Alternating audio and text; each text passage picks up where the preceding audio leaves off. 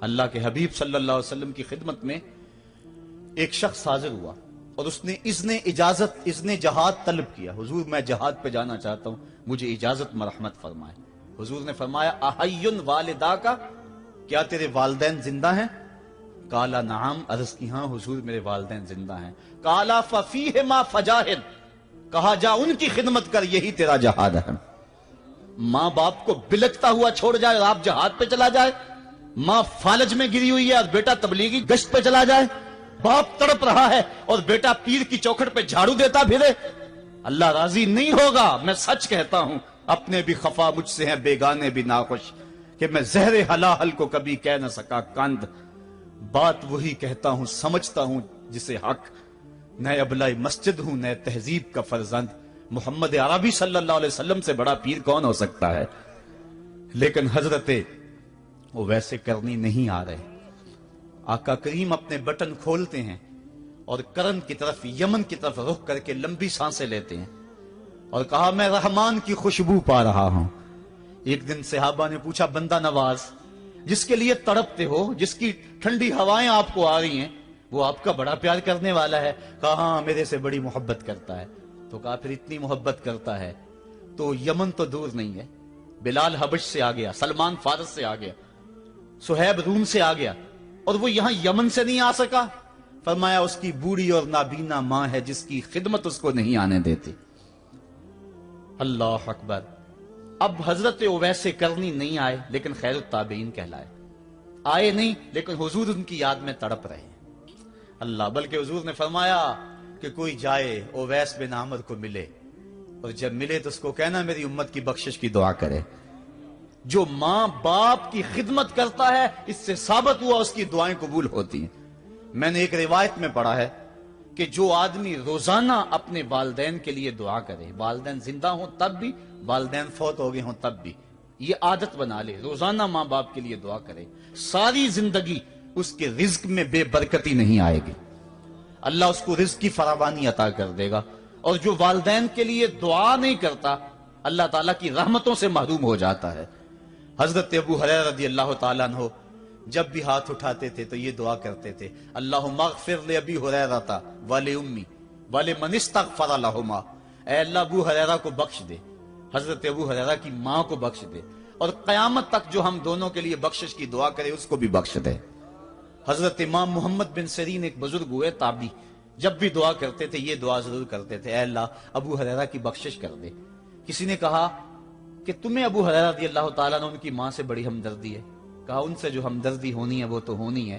انہوں نے کہا ہوا ہے اللہ ابو ہریرہ اور ان کی ماں کو بخش دے, جو ان کے لیے دعا کرے اس کو بھی بخش دے.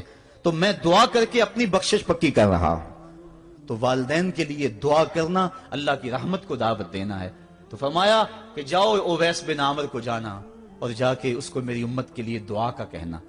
حضرت سیدنا عمر فاروق حضرت علی المرتضیٰ گئے, جا کے ڈھونڈا, تلاش کیا, اویس بن عامر ملے, حضور کا سلام کہا, بس پھوٹ پھوٹ کے رونے لگے. کہا بتاؤ میرے رسول کے لبوں پہ میرا نام کیسے آیا تھا, حضور میرا جب تذکرہ کرتے تھے کیسے کرتے تھے. یہ درد دیکھا تو بولے کہ کیا آپ اتنی محبت رکھتے ہیں تو پھر ملنے کیوں نہیں آئے حضور کو, اتنا جو پیار رکھتے ہیں تو زیارت کرنے کیوں نہیں آئے.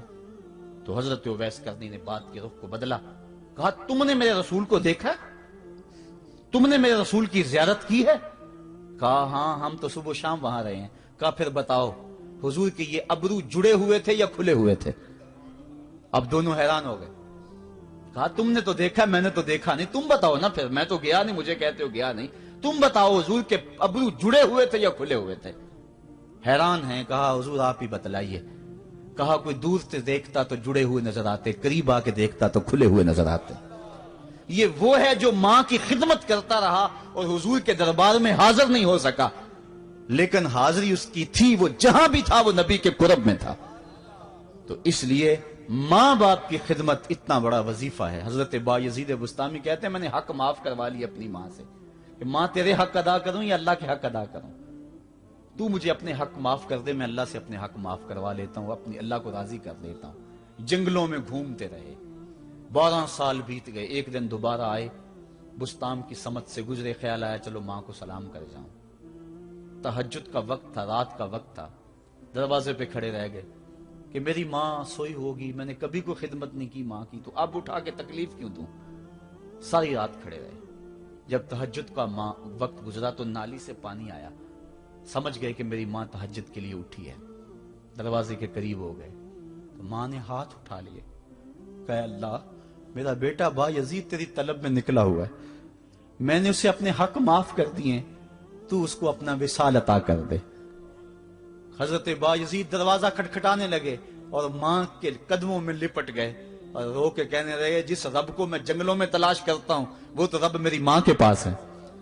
तो माँ की दुआओं में अल्लाह की रिजा है। माँ राजी हो जाए तो समझ लो खुदा राजी है। अल्लाह ताला जल्ला शानहू ने इरशाद फरमाया, वक़दा रब्बुका अल्ला ताबुदू इल्ला इय्याहु, तेरे रब ने यह तय कर दिया है कि उसके अलावा किसी की पूजा नहीं करोगे। व बिल वालिदैन इहसाना, और वालिदैन के साथ उसने सलूक से पेश आओगे। इम्मा यबलुगन्ना इंदकल किबरा अहदुहुमा औ किलाहुमा फला तकुल लहुमा उफ़्फ़िन वला तनहरहुमा, अगर तेरे पास दो या दोनों में से एक बढ़ापे को पहुंच जाएं तो फिर उनके सामने तूने उफ भी नहीं कहनी और ना उनको झिड़कना है और उनसे नरम लहजे में बात करनी है। जब माँ बाप जवान हो, बच्चों की जरूरियात पूरी कर रहे हैं, उनके तालीमी अखराजात और उनके मुआशी सारे मामलात दुरुस्त कर रहे हो, तो उस वक्त तो वालिदैन की बच्चे ताजीम करते ही हैं। इम्तिहान उस वक्त शुरू होता है जब माँ बाप बूढ़े हो जाते हैं और चलने फिरने की सख्त भी नहीं रहती, सिर्फ सांस की एक डोरी लटकी रहती है। और जिस तरह बच्चा अपने बदन से मक्खी भी नहीं उड़ा सकता था, अब ये हालत माँ बाप पर आ गई और बच्चे की तरह मिजाज चिड़चिड़ा हो गया। जमाने के हालात बदल गए, लेकिन माँ की पुरानी, बाप की वो पुरानी रवश है, वो उसी अंदाज में, उसी डगर में बात करता है। ये आजमाइश के दिन है, ये इम्तिहान के दिन है। अब देखना है वालिदैन की इस वक्त ताजीम कौन करता है।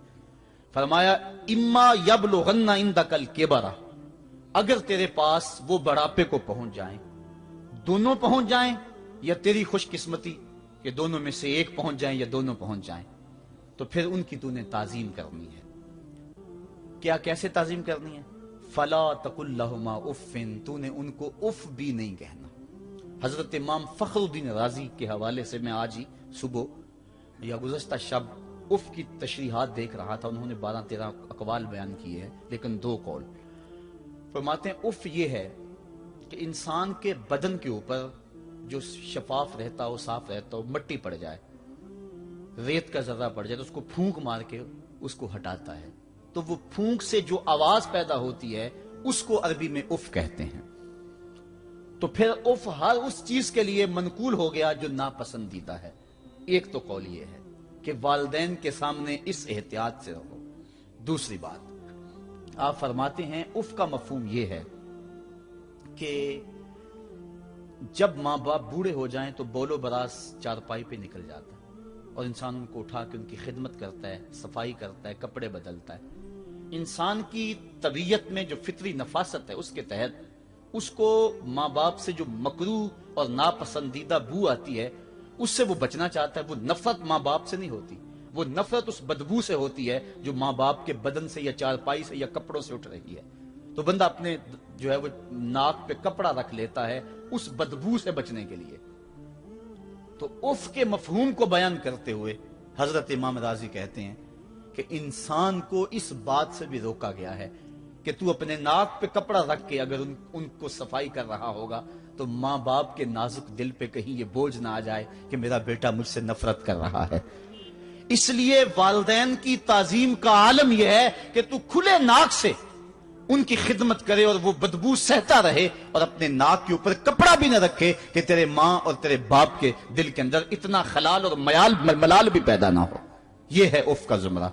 हजरत इमाम हसन रदी अल्लाह तआला अन्हु ने सारी जिंदगी अपनी वालिदा हजरत फातिमा तो ज़हरा के साथ बैठ के खाना नहीं खाया था। एक दिन हजरत सैयदा फातिमा ने फरमाया कि बेटा मेरा जी चाहता है कि मेरे साथ तुम बैठ के खाना खाओ, लेकिन तुमने कभी भी मेरे साथ बैठ के खाना नहीं खाया, क्या वजह है इसकी?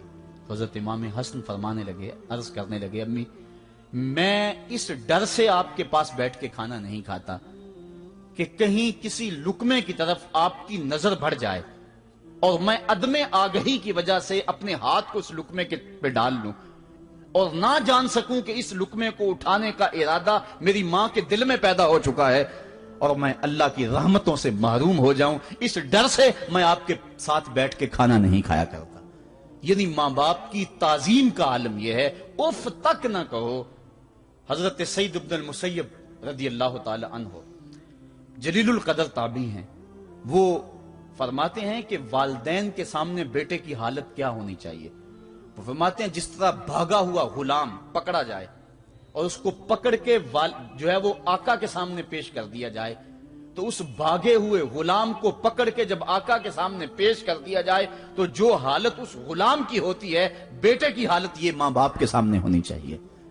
अब उन बेटों को सोचना चाहिए जो अपने मां बाप को दकियानूसी का ताना देते हैं और समझते हैं ये ओल्ड फैशन है, इन्हें क्या पता जमाना कहां चला गया है, और उनके फैसलों को मुस्तरद करते हैं।